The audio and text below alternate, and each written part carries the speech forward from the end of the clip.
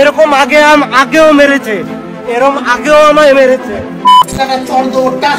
তোর বর ঘুষ দিয়ে চাকরি পাইছে, ঘুষ দিয়ে চাকরি পাইয়ে কি না আগের কথাটা ঘুষ দিয়ে চাকরি পায় না, ঘুষ দিয়ে চাকরি পাইছে অনেকেই পায়, কি হয়েছে কিছু হয় না। তো এনার বর ঘুষ দিয়ে চাকরি পেয়েছে আর এটা কন্টিনিউ কেসও চলছে। এরপরে এনার বরের ফটোটা আমি অ্যাড করছি, এটা হচ্ছে এনার বর।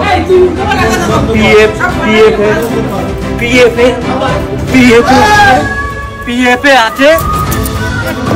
তো এরপরে তোমরা সব বিচার করবে। ঘুষ দিয়ে চাকরি এরকম আগেও মেরেছে, এরকম আগেও আমায় মেরেছে। তো ফ্রেন্ড, তোমরা এই ভিডিওটা দেখে অবশ্যই বুঝতে পারছো যে রনদা এখন কেন আলাদা ফ্ল্যাট কিনতে চাইছে। অলরেডি ফ্ল্যাট কিনে ফেলেছে, কেন সে নিজের বাড়িতেও আজকে সেফ নয় তোমরা দেখে বুঝতেই পারছো।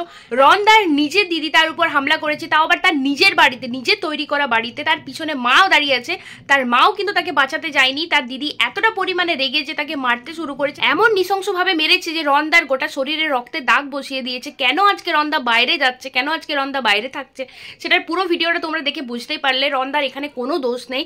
আর হ্যাঁ, আরেকটা কথা, যে এইরকম দিদি মানে দিদিরাও যে এইরকম ধরনের খারাপ হতে পারে তার ভাইদের উপর, সেটা এই ভিডিওটা না দেখলে বোঝা যেত না। তো তোমাদের কি মতামত সেটা কমেন্ট করতে ভুলো না।